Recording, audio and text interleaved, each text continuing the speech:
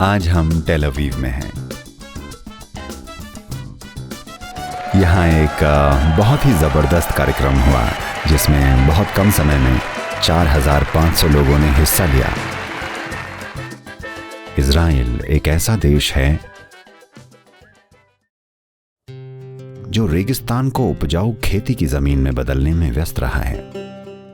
दुर्भाग्य से जब बाकी की दुनिया उपजाऊ मिट्टी को रेत में बदल रही है। इज़राइल के इसे मैनेज करने के कई कारण हैं। हमें समझने की जरूरत है ये वो देश है जिसकी 50% से ज्यादा भूमि रेगिस्तान है। केवल 17.5% भूमि प्राकृतिक रूप से कृषि के योग्य है। But this is a nation which has invested 4.3% of its GDP on research and development. Cooperation between agricultural industry, farmers… लेकिन ये वो देश है जिसने अपनी जीडीपी का 4.3% रिसर्च और डेवलपमेंट पर निवेश किया है।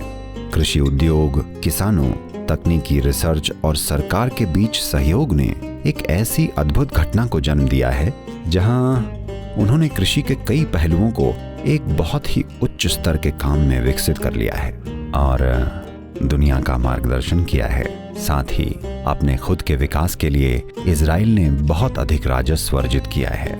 इज़राइली लोगों की खाद्य जरूरतों का 95% उत्पादन इसी जमीन में होता है जो अपनी प्राकृतिक प्रकृति से कठोर है, लेकिन इन जुझारू लोगों द्वारा इसे बहुत उपजाऊ कृषि उपज में बदल दिया गया है।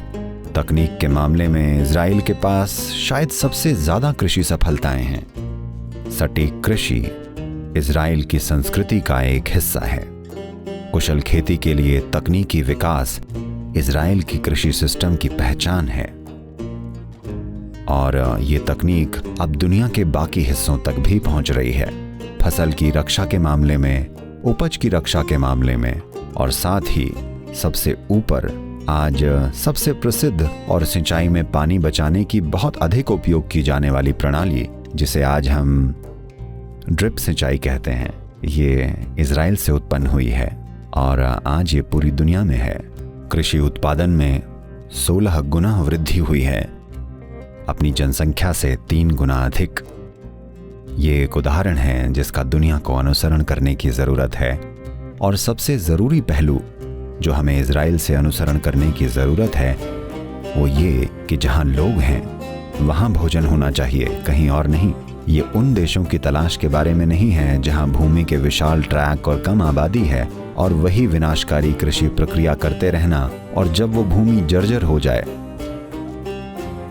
तो हम दूसरी भूमि पर चले जाएं। दुनिया की आबादी के लिए भोजन पैदा करने का ये तरीका चला जाना चाहिए। जहां लोग हैं वहां भोजन उगना चाहिए। इज़राइल ने एक अभूतपूर्व उदाहरण स्थापित किया है, विशेष रूप से ये देखते हुए कि उसके पास प्राकृतिक रूप से कृषि योग्य भूमि का केवल 17.5% है। किसी भी तरह से ये एक अभूतपूर्व उपलब्धि है। इज़राइल की कृषि तकनीकों की सरलता कुछ ऐसी है जो निश्चित रूप से दुनिया को एक बड़े पैमाने पर लाभ देगी। ये देखकर खुशी होती है कि जब लोगों के पास जरूरी संकल्प होता है तो हम चीजों को बदल सकते हैं और निश्चित रूप से दुनिया में मिट्टी के नष्ट होने के मामले में जहां हम अभी हैं इसे पलटा जा सकता है अगर हमारे पास जरूरी संकल्प और फोकस हो। मिट्टी बचाओ, आइए इसे संभव बनाएं।